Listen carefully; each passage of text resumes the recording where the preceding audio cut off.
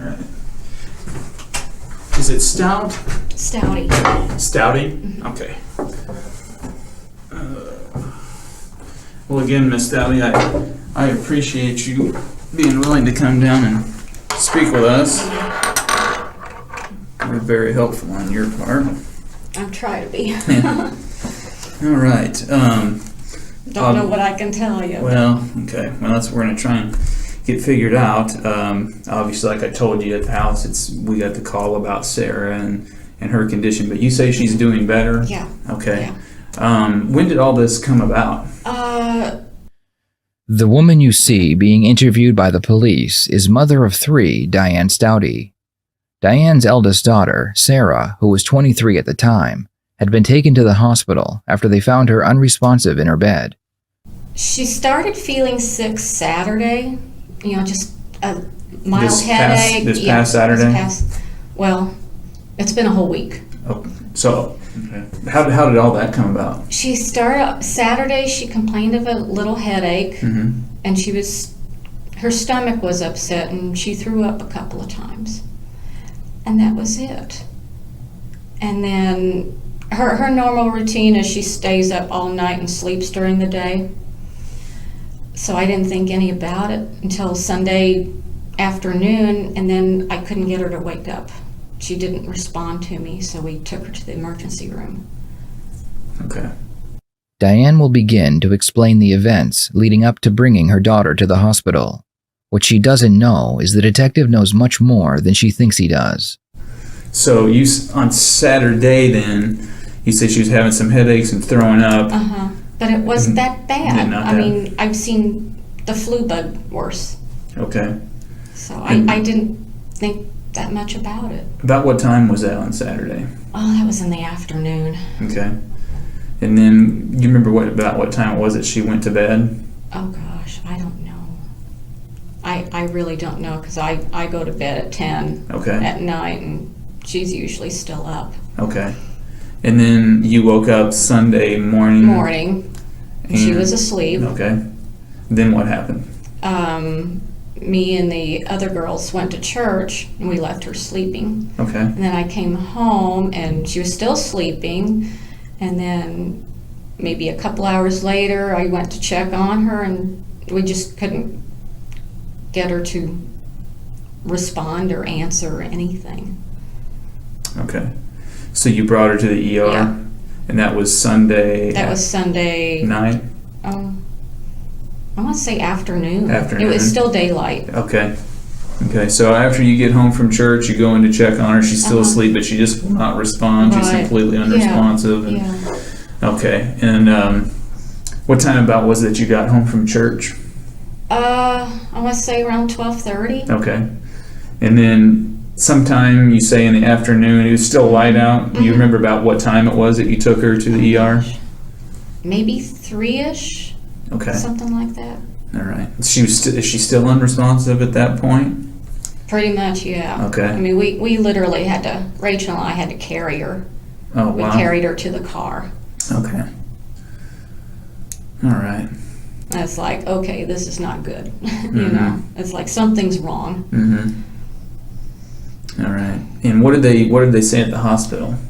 Basically, she was as sick could get. But no idea what it was? We had no clue. Still don't really have a clue. I mean, with her medical background, she's bipolar. Okay. My first thing is, did she get into something? Did she try to overdose or something? And then when I got home from the ER, I checked her medicine, and she had plenty of pills left. So I don't think she OD'd her medicine, but I have no clue. Okay. Diane tries to push the narrative that her daughter is mentally ill and is not beyond harming herself.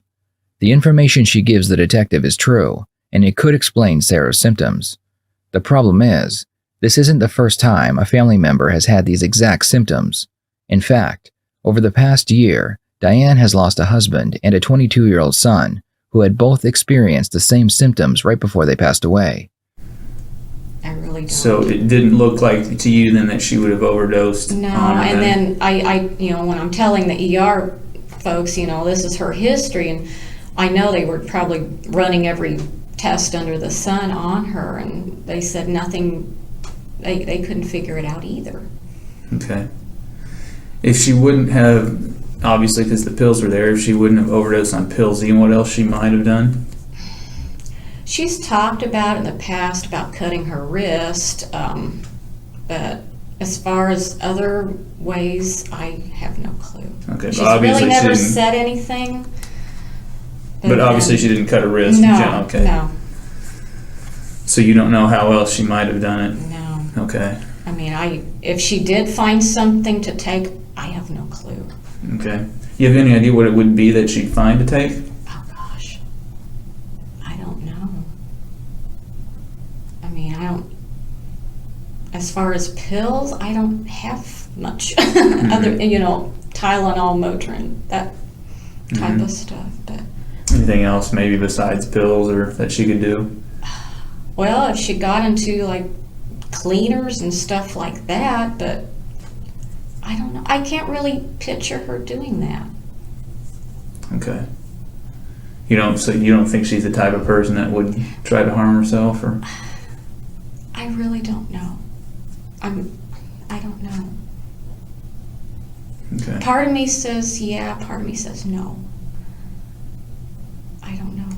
Did she mention anything about, wanting to harm herself, or No. nothing at all? No. Okay. No. I know she had been not sleeping as good as she's been in the past, but other than that, I hadn't really noticed much change. Okay. But then, I don't know. It's so subtle sometimes, you just never know what's going on. Sure. And it's tough because I try to give her space, but yet I want to kind of know what's going on. Mm-hmm. You said you have other daughters. Mhm. How many do you have? I have two others. How old are they? 22 and 11. Would they know? Would Sarah have maybe said something to them about wanting to harm herself? I asked or- them and they said they hadn't, nothing. Nothing. Nothing. Okay. So you don't think it was pills? You thought maybe she could have gotten into some cleaners or something? Yeah, because I know I have cleaners and what else is there? Yeah. Of all the possible scenarios, Diane mentions household cleaners. When the detective asks her to be more specific, she describes the possibilities in a joking manner. For most people, it would be very hard to find humor when they are describing possible ways their child has poisoned themselves. What kind of cleaners do you think it could have been that she would have? What do I have? I can't see her taking soap. Yuck. The general, everyday cleaner. I Well, have some of that. What would that be? What's the name of it? Lysol? Okay. I know I have that, but I don't. Could you even hurt yourself from soap or Lysol? Do you know? I'm not. I have no clue. No, okay. I don't even think about. Right. Stuff I've just like never heard that. of anything like that, so I I don't. haven't either. It's like, but I guess I don't know. I guess if you took enough, something would do something. Mhm. But I've never. I don't know. Okay. But she's, as far as you know, she hasn't mentioned anything at all to anybody No. about wanting to harm herself. So that would kind of surprise you then. Yeah. Okay. And as far as you know, they still don't know anything at the hospital? No. Gosh. Other than whatever happened really did a number on her. What do you think? Sometimes a detective will ask a suspect what they think happened. This is a great question because the suspect will usually try to answer in a way that will guide the investigation to the outcome they have already planned. Their answer will usually be very close to the truth, but will lack specific details. I really don't know. I've been trying to rack my brains trying to figure out what happened. So. And from what I understand, you're in the medical field. Is that? I'm a nurse. You're a nurse. Okay. But I'm a cardiology nurse. I know hearts, but Yeah. Okay. Okay. And from what I understand too, I think you're pretty well respected in your profession. Is that correct? And Yeah. Is there anything from your knowledge? I know you say you deal with the heart and stuff, but from your knowledge, is there anything that you could think of that it could have been? Because obviously, from what we understand, you're pretty intelligent. Yeah. This is. I try. Yeah. But I really can't think of anything. I mean, I don't know. Psych's not my thing. Yeah. It's Yeah, like, I understand that. that's a whole different realm, and it's like, just. Yeah, I understand the psych part, but in terms of like medical condition wise, is there anything medical condition wise that that would you? cause all this? The only thing I'm thinking in my mind is, unless it's an autoimmune something or the other, but I've never heard of that causing. Basically she had a total body collapse. Okay. I mean, all her organs were trying to fail, and it's like, I don't know of anything that would do all of that. Yeah. Maybe one thing, but not all of it. Mhm. It just doesn't make sense. Okay. If she did take some cleaners or something, could that essentially? Well, I can see that hurting the kidneys, but that wouldn't cause her brain. I mean, she had a brain bleed. Oh, she had Yeah. Oh, wow. Yeah. And it's like, I can't figure that one out. Because I even asked, it's like, you're sure it's a bleed, not a stroke, or a blood clot? Because that runs in my family, so. But they said it was a bleed, and it's like, what would do that? Strokes or blood clots run in your family? Uh-huh. Both, or I'm sorry, strokes. Well, it's the same thing. Oh, okay. You can throw a blood clot to the brain, and that causes a stroke. Okay. And that runs in your family? Uh-huh. Like how far?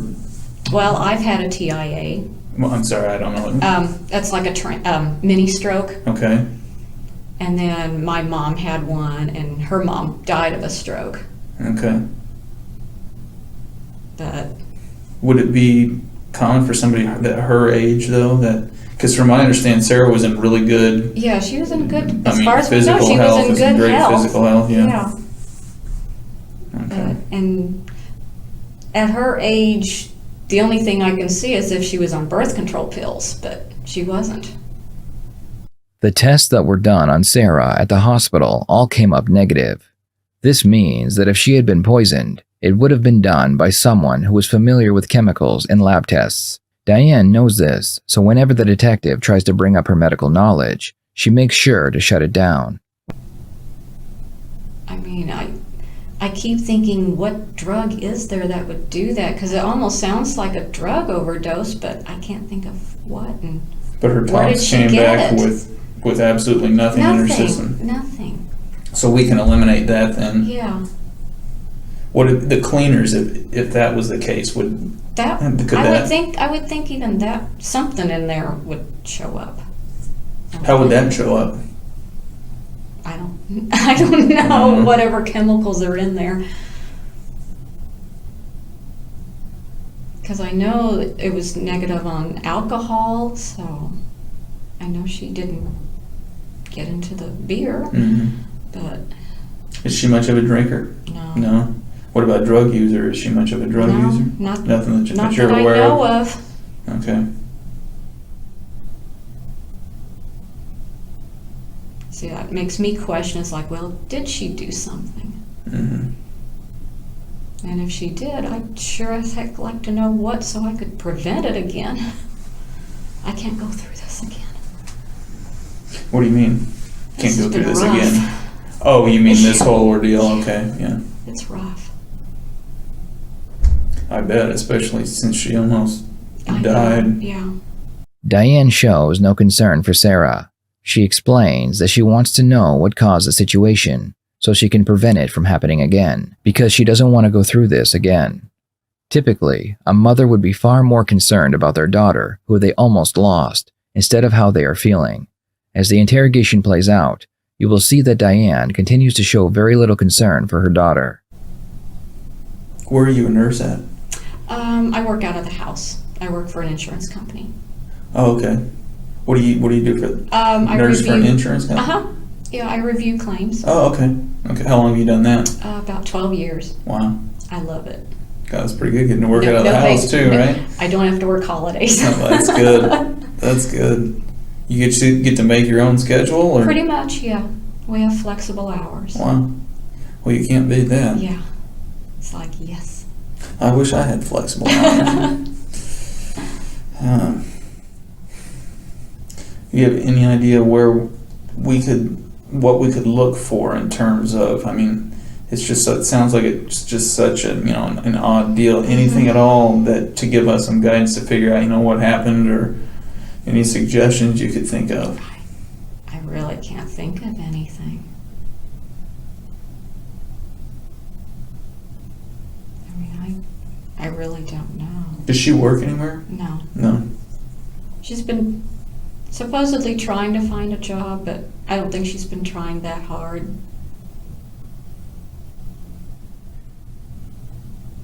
Pardon me, real quick. I'll be right back.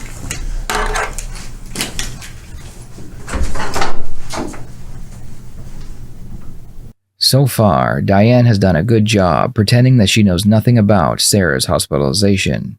The truth is, they know exactly what happened to Sarah, and they know that the same thing happened to Diane's husband Mark and son Sean. A year prior, Diane began spiking her husband's drinks with antifreeze. After he passed, medical examiners claimed that the cause of death was because of his unhealthy lifestyle. 6 months later, Diane's son would also pass away, and his cause of death would also be from previous health conditions. It wasn't until Sarah was hospitalized that the detectives would put in a request for more tests to be done on the autopsies of Mark and Sean. These tests revealed the raw components of antifreeze. The police now have the cause of death, but they still need to get Diane to confess to the crime.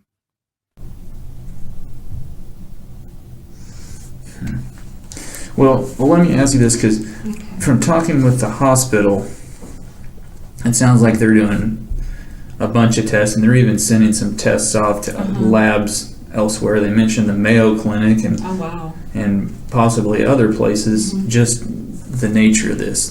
Do you think there's going to be anything suspicious that they find in all these tests that they're going to be doing? I have no clue.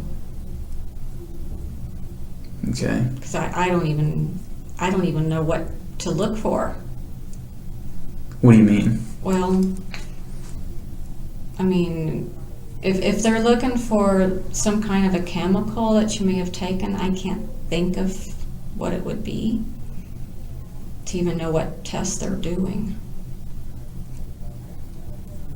Because from Does that make sense? Well, I see. From my understanding, it sounds like they're going to run a whole bunch of various chemical type tests, possibly, and just a whole bunch of other tests to see what was going on. Yeah. If it would come back that there was something in there like that, how would you explain that? I don't know. Depends. I don't know. Depends on what. If something did show up, I'd have to figure out what it is, and then try and figure out where did it come from. Because I don't know. Okay.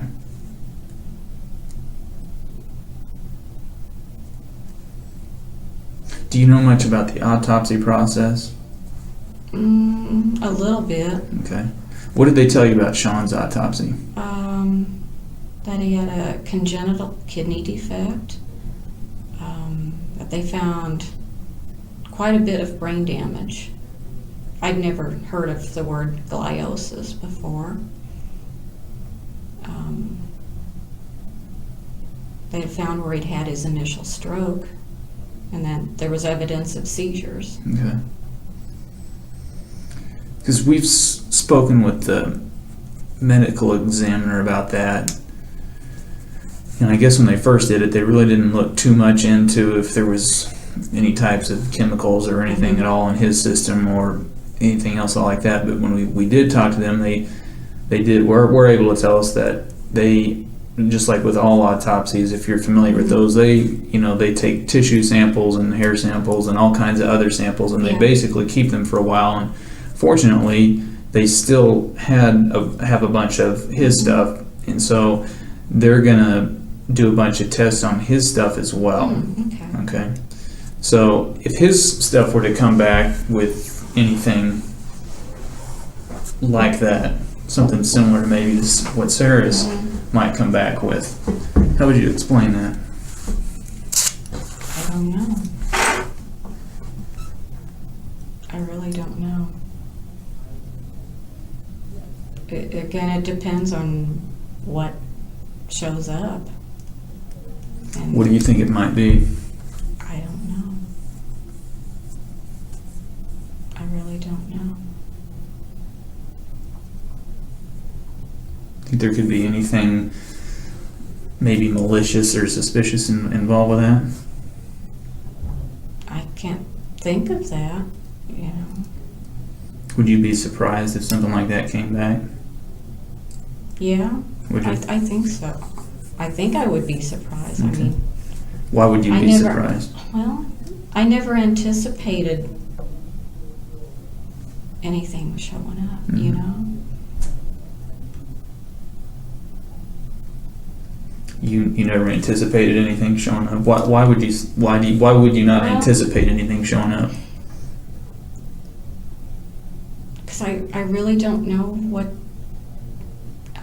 how can I say this to make sense? I really don't know. Like, for instance, Sarah, I don't know what happened. Right. And as far as Sean, I'm just taking their word that Yeah. that's what happened. I understand. I think their initial, because they didn't obviously go into a bunch of stuff, but now after Sarah's condition, and there was no autopsy done on Mark, as we know, but maybe from some samples that were taken initially, not the autopsy, but just because I know Mark had some substance on his face and things like that, and from samples there, is there any reason that from samples taken at the time of these, that there may be some kind of correlation or some kind of link to anything that may be similar in those? I don't know. You don't know? No, And if there was? I wouldn't know. I understand you wouldn't know, but if there was, though, something similar amongst them. I'd have no, I have no clue. What would your explanation be, though? I don't know.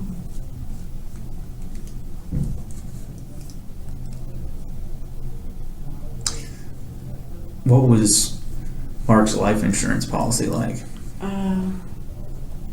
He only had 20,000. That was it. Okay. How about Sean? Sean only had 15. What about Sarah? Sarah only has 15, I believe. Rachel? And Rachel has 15. And Brianna? Has 15. Okay.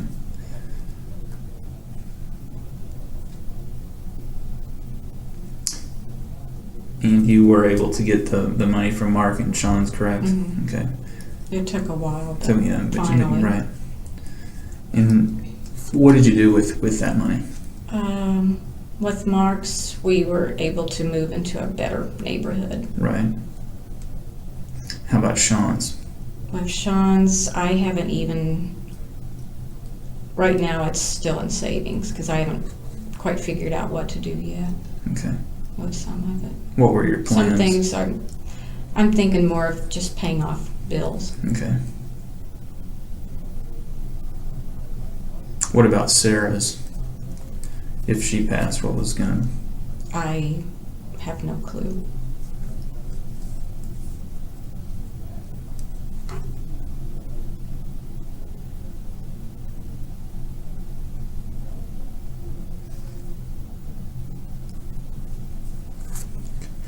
Let's get back to the medical stuff, because of the samples from tissues and fluids and everything else that the hospital are doing with Sarah. And then since because of that, they're going to go back, obviously, like I told you, and reevaluate Sean's autopsy and the samples that have been saved since then. And again, Mark having the same deal. So how would you explain, what would be your explanation if there's something in their samples that comes back as being, as if there is some kind of chemical or something that shouldn't be there of that nature? I really don't know. I know Sean and Sarah were very close. Okay, and what do you mean by that? Well, they talked a lot together. But what would that have to do But with having I some don't kind know. of substance? What would that have to do with some kind of substance, though, that shouldn't be there? I don't Being- know. Okay. Really, I don't know. Okay. What, you wouldn't have any kind of explanation for that? Mm-mm. Okay.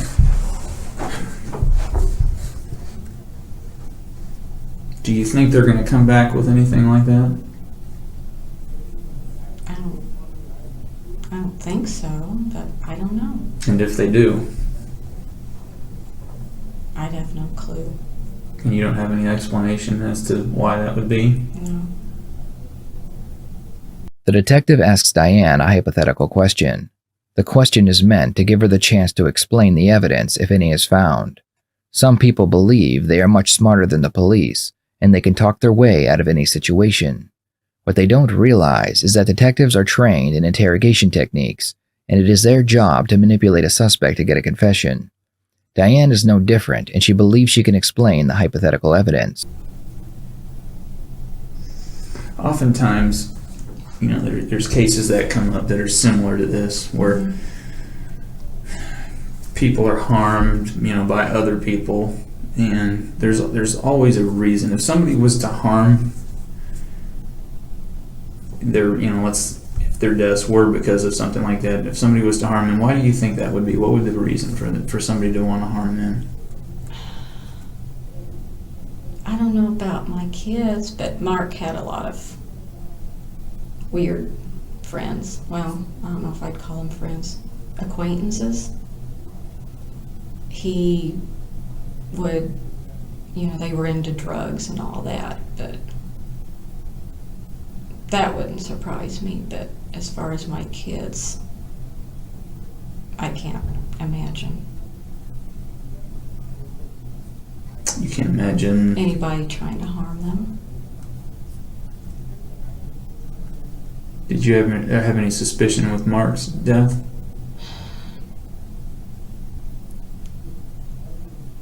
Not really.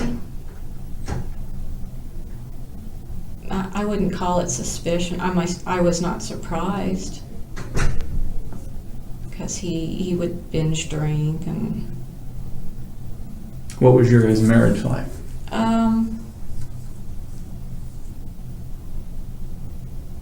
how can I say this? We were still married, but it was not what you call a good marriage. Mm-hmm.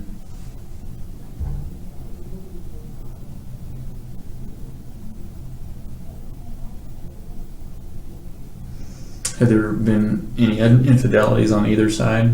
He had. Yeah. Mhm. So I'm guessing then, just briefly, Diane, he wasn't the best husband? Probably not. Okay. Not to society, no. What do you mean by that, not to society? Well, he was running around and he would drink and smoke pot and So he wasn't a very good guy, is what you're saying? Yeah. I know, I've had friends who told me I should kick him out, but I couldn't find myself kicking him out. Why not? I was afraid he'd kill himself. Why is that, though? Why would he kill himself? Oh, he was bipolar too.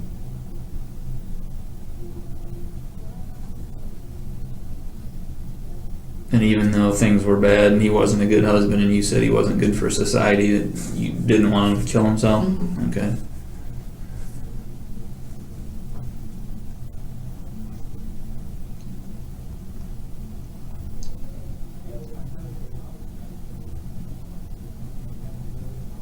Yeah.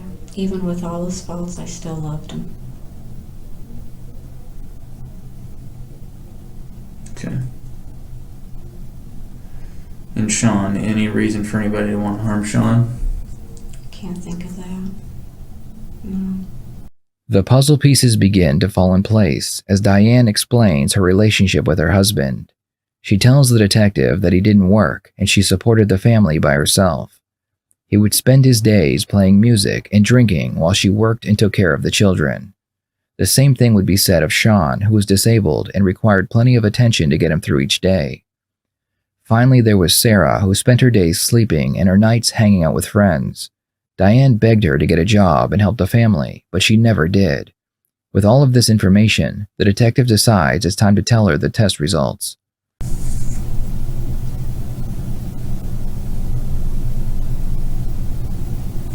Well, Ms. Stout, there's been some things that have come up. We've been investigating this for a while. Mm-hmm. Okay. And there's been some things that have come up during the investigation. Some of it to do with some tests that have been done on Sarah. Okay. And then again, some of it from when we've started working with the doctors that had performed the autopsy. So there's some questions that need to be answered about that. And I'm hoping that we can get an explanation, because I know that you, from looking into this stuff and looking into you, I know that you are that you're a God-fearing woman. You know, you're strong in the church. You know, very, very dedicated to the church. You're somebody that knows, about the right thing and about God's way. Mm-hmm. I'm a believer myself, so I understand where you're coming from on that. Sometimes in life, there's things that happen or things that go on that may not, good people don't normally always do, but there's reasons for sometimes people to slip up a little bit, make a mistake every now and then. You would agree with that, right? Mm-hmm. So here we are with this situation now where some stuff's been brought to our attention, and I think you're a very good lady. Okay. with the right intentions, try. right? Yeah, you try. I try. But sometimes everybody kind of reaches a tipping point or a breaking point, and it gets to where again, like I said, that maybe certain decisions are made that normally wouldn't be made for that. And with some of the stuff involved in these cases, from what we've been looking at,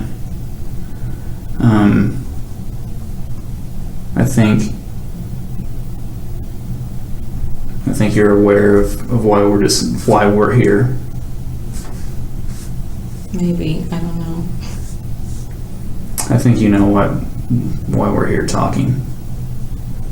And now is your chance to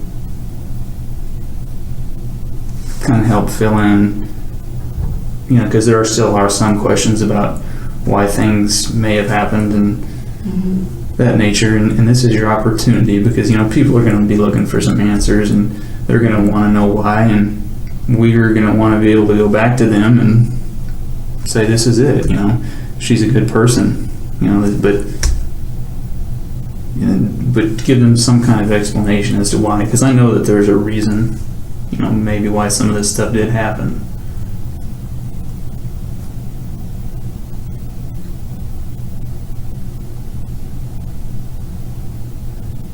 And as far as Sarah, I don't know.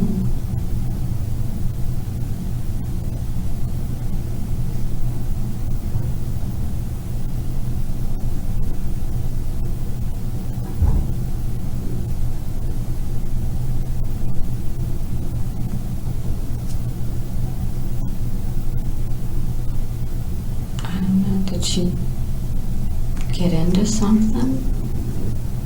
Goodness, my stomach's rumbling.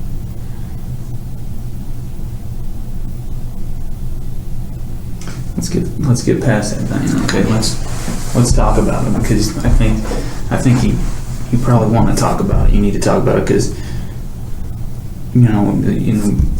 when people do things, it's always good to ask for forgiveness. Mm-hmm. You know that, and oftentimes the best way to ask for forgiveness is to talk about it and give an explanation as to why things happen.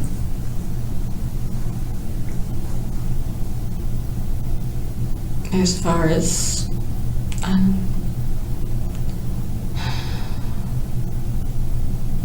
Sarah's a difficult child Mm-hmm. to deal with. I understand.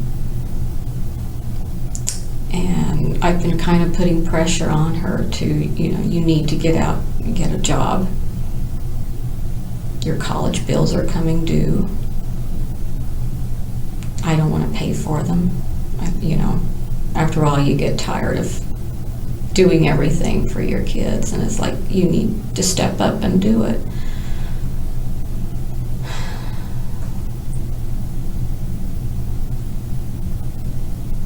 But as far as, I don't know.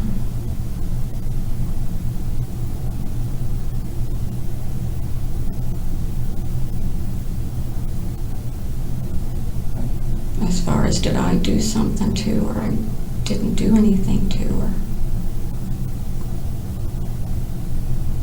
I mean, I guess I could have taken her to the ER sooner, but I didn't know.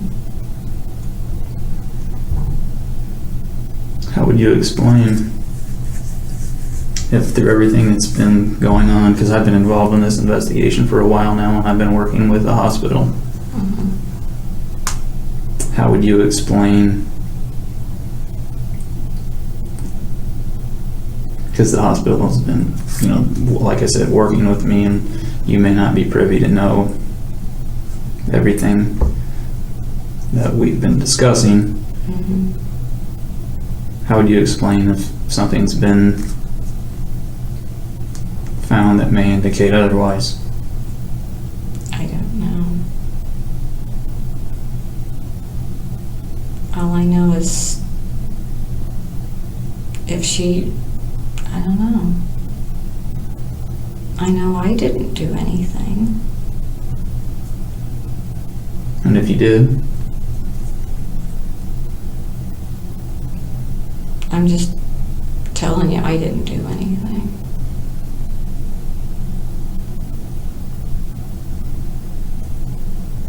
I mean, the only thing, maybe I could have taken her in sooner, but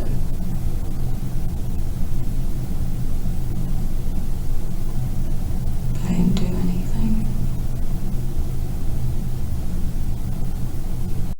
Diane is close to giving her confession, so the detective uses another tried and true method.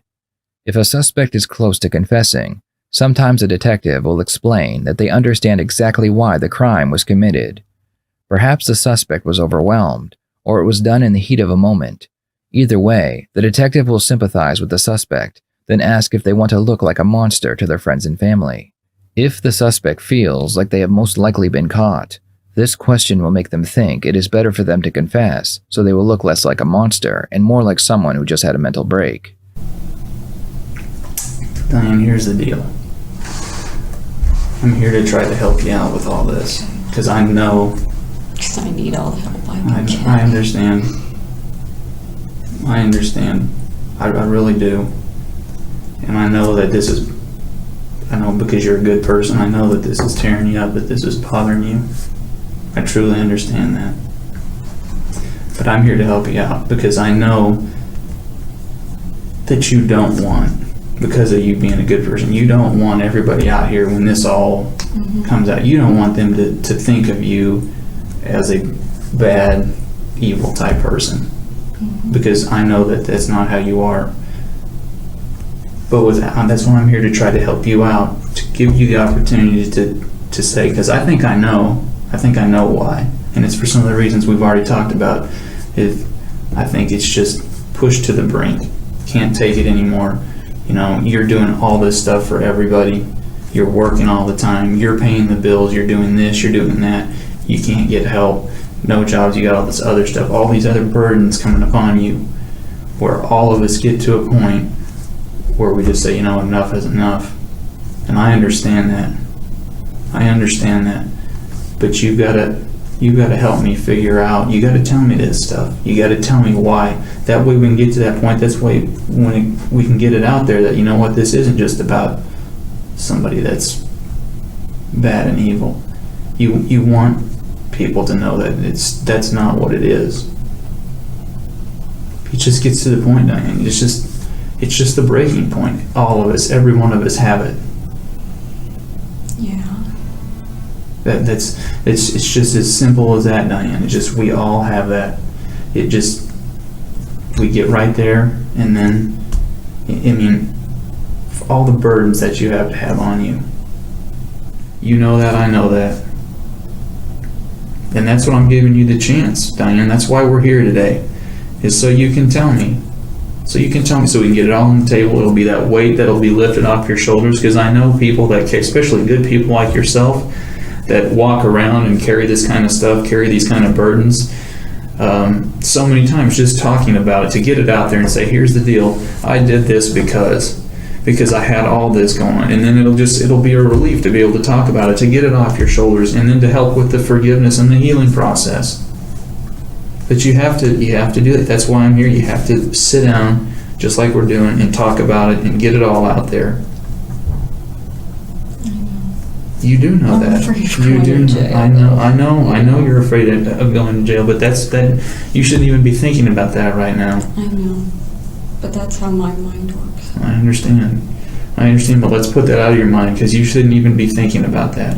I understand you're afraid to go to jail. We're not going to even think about that, because that's got nothing to do with it. Now is your chance to tell us why, and to show some remorse and ask for forgiveness, and that way I can go to these other people and say, yeah, she made some mistakes, and that was it.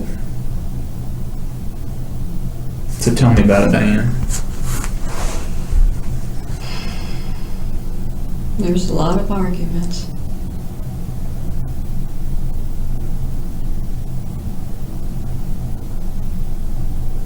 And to put it really short and sweet,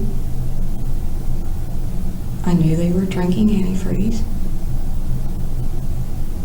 And I was so mad at them, I didn't want to take them in.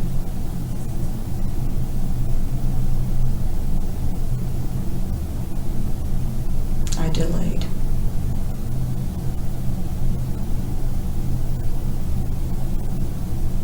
And why'd you delay? Because I was mad. And that would just eliminate those problems, wouldn't it? They wouldn't be there to nag you, to bug you, to talk bad to you, to be mean to you, to be disrespectful to you. That would just be a problem that's gone. Yeah. I guess you could say that, but Right. But Diane, problems never go away. right. How'd you know they were drinking antifreeze, Diane? They told me. Diane, I want you to understand this, okay? I want you to understand where we're at this point. Okay? Right now, because I know you're scared. I completely understand that. I 110% understand that you're scared.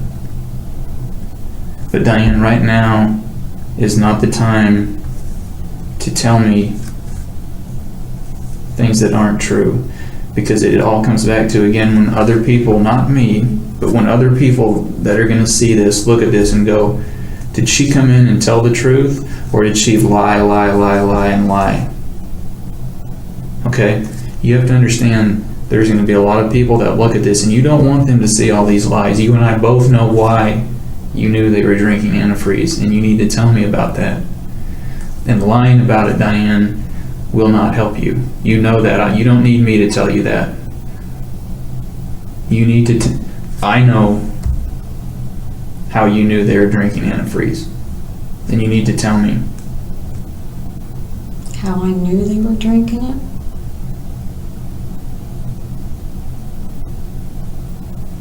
I saw them drinking it.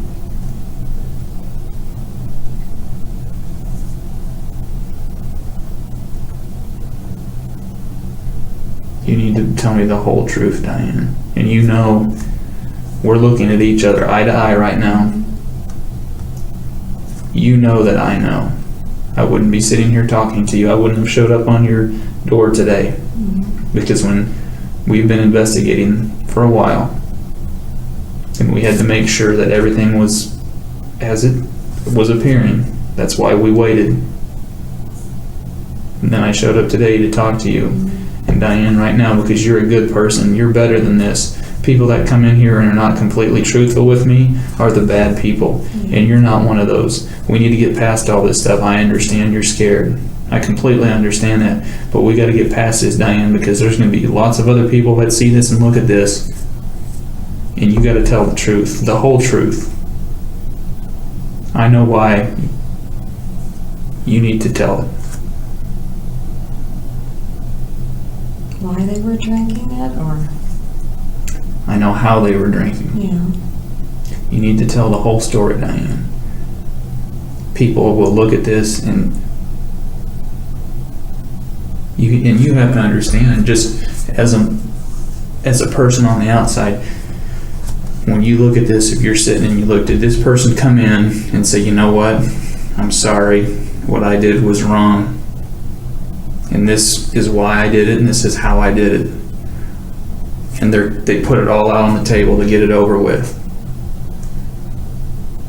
Usually people look at that and go, you know what, they made a mistake, but they owned up to it and they did the right thing. Or do you have somebody that comes in and tries to not tell the whole truth, that says this or that, but it's not the whole truth, and people know that? When people see that, they go, you know what, she made some mistakes, but then she tried to not tell the whole truth about it. I'm not quite sure that person's as good as what we thought. So you have to understand that, Diane. You've got to tell me the whole truth, because you know that I already know. But you've got to tell me how all this started, when it started, why it started. Because you're going to want people to see that you're remorseful and that, you know, you're sorry for what you did. And that you've asked for forgiveness.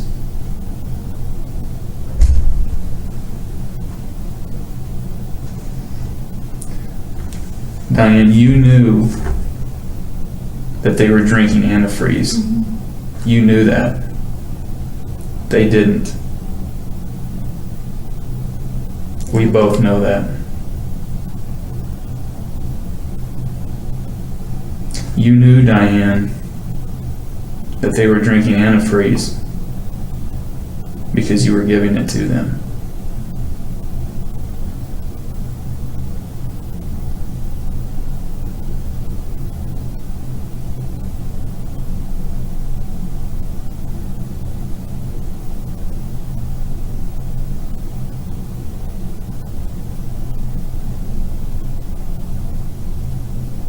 I didn't know what else to do. I really didn't.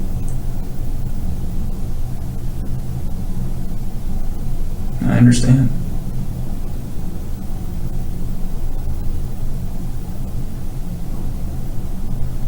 Were you just like we talked, were you just at the breaking point?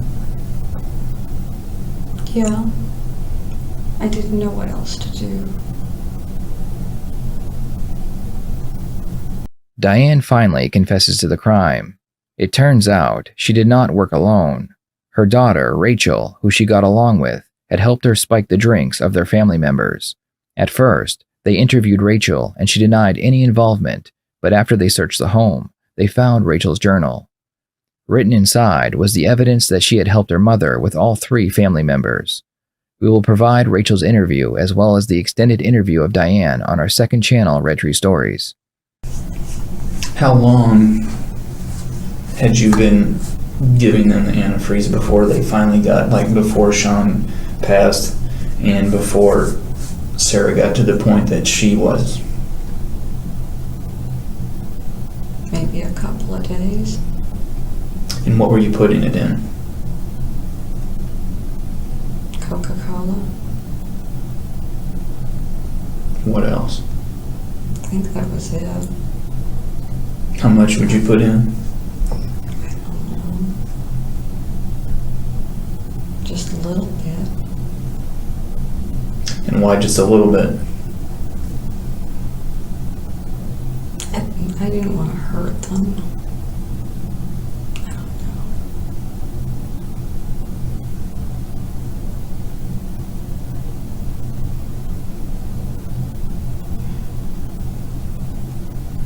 I didn't want to hurt them. So you pour them the Coke, and then while you pour them the Coke, that's when you put the antifreeze in the Coke? Okay. How long did you think it would take before they finally would pass? I had no clue.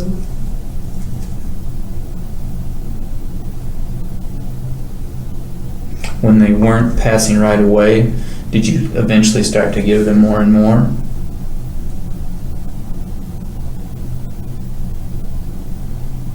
I may have. I don't remember. You know, how often was this every day, or how many times a day? I guess I should say. Once a day. Once a day. Yeah. And you say it started out with a couple tablespoons, but then when it wasn't killing them, then maybe it moved on to just a little bit more and more. Maybe. I don't remember. How long ago did you start with Sarah to give her the antifreeze? Maybe a couple weeks ago. Okay. Rachel and Diane would be charged for their crimes. Rachel would testify against her mother and receive life in prison with the possibility of parole after 42 years. Diane would also receive life in prison, but her sentence would not come with parole. Sarah would recover but would sustain permanent damage, and she is currently in assisted living. Diana said she was sorry for what she did, but now claims that she played no part at all. According to the detective on the case, he states that there is nothing whatsoever to show that anybody was involved in this case, other than those mentioned already. Again, this all got started. You're saying Mark is the first one. There's nobody before Mark, not in your past life or not in... Okay, Mark's the first one. And it just got started. You said you hated his guts and... I just couldn't take it couldn't take it anymore. And so you did some research on the internet about antifreeze poisoning. You were aware of, the taste and things of that nature, like you said. Then you ordered some antifreeze, and then you gave it to him for a few days before it finally started to kick in and work. Okay, and then with Sean, you said we talked about he just became such a pest and bothering you, always interfering, things of that nature. And you said it took a couple days, right? A couple before it started to kick in on him. And then with Sarah, you talked about, she wasn't getting a job, and then she had these student loans, and you were going to end up having to pay for them. She wasn't working, and you said you guys argued a lot. Was there anything else more, or is that pretty much? That's pretty much. And you just had it with her as well. Okay, and then you said it took about 4 days before it started to work on her. Okay, and you didn't use anything, just antifreeze. There's nothing else at all. Okay. So if you can stand up for us, we're going to have to put some handcuffs on you. We're not going to put them on tight, but I have to have you put your hands on your back. Formalities. Yeah, it is.